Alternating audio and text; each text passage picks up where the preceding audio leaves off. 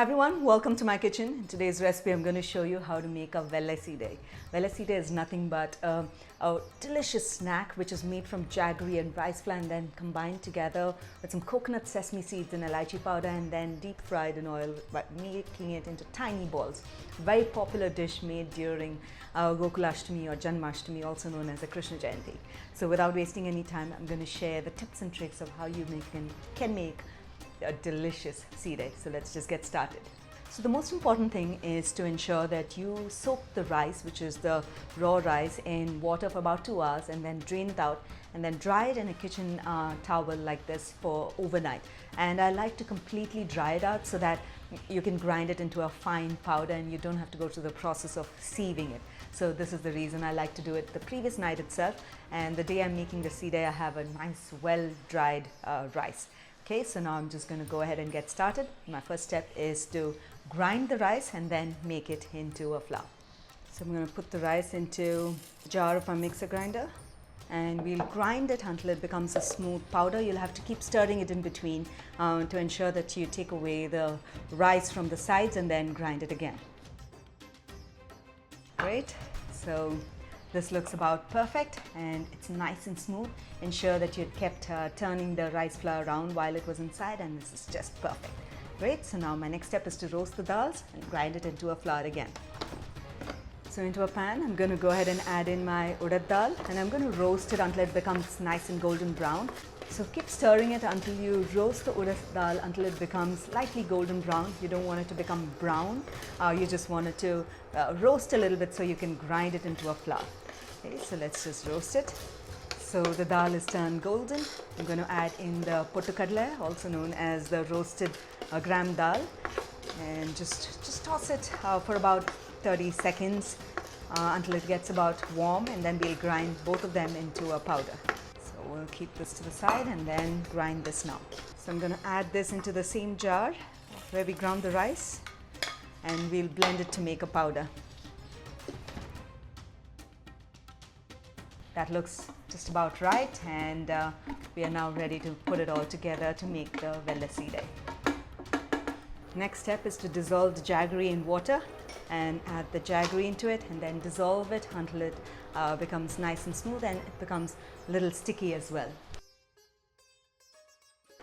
So the jaggery is completely dissolved and it's coming to a little brisk boil. At this stage I'm going to turn off the heat and allow the syrup to cool while we roast the coconut and the sesame seeds for just a bit and then put together our Vellai Seedai.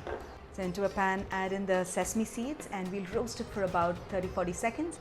Now we'll add the coconut and just roast it for a bit more, about 30 seconds, and turn off the heat.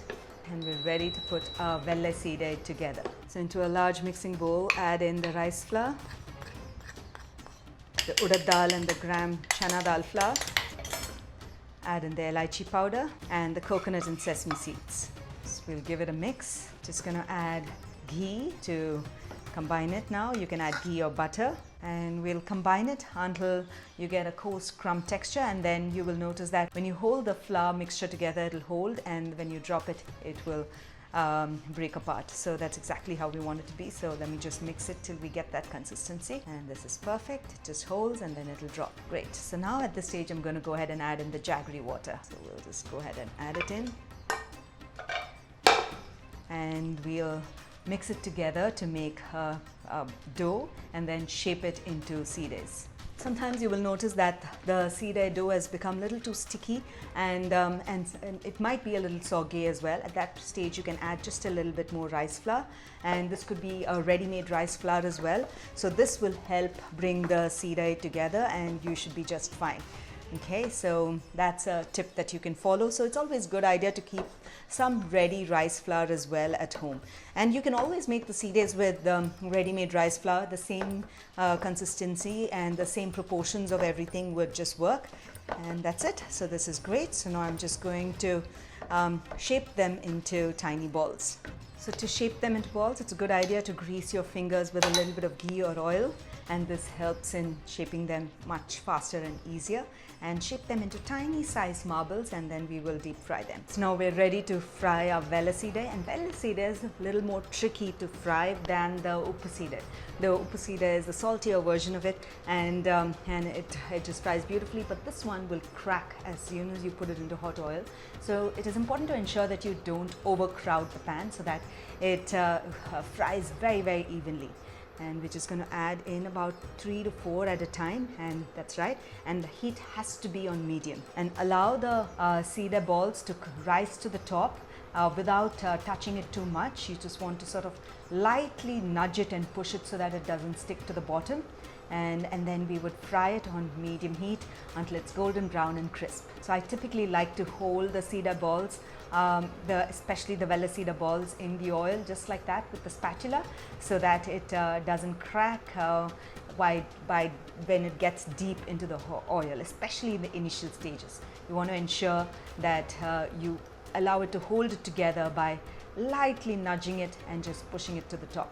Notice that it's getting brown, and you will also notice that there are cracks at this stage. Ensure it turns brown very quickly, and it'll turn a nice dark brown in color, and that's because of the jaggery that we have added. And so allow it to deep fry on very low to medium, I would say, so that it gets fried inside as well and becomes nice and crisp. So that's it. Notice that the Seedais are nice, and it's got a nice dark brown in color, and it's got some cracks as well, and that's the nature of Vellai Seedai, and these are bound to happen. So this is good. I'm going to drain out the oil, fry the remaining batch of Seedais, and I'm ready to serve them. So I hope you enjoyed watching the tips and tricks of how to make the Vellai Seedai. Yes, making the Seedai dough is actually very simple, and the addition of elaichi powder, coconut and sesame actually enhances the taste of the Vellai Seedai, and that's how I like it at home, and that's how my grandmother, great-grandmother, mom, everybody made it. So do give this recipe a try, and when you do, don't forget to share your feedback in the comments below, and of course take a snapshot of it and tag us across all our social channels, and I would love to hear from you. So until then, until next time, happy cooking and healthy eating.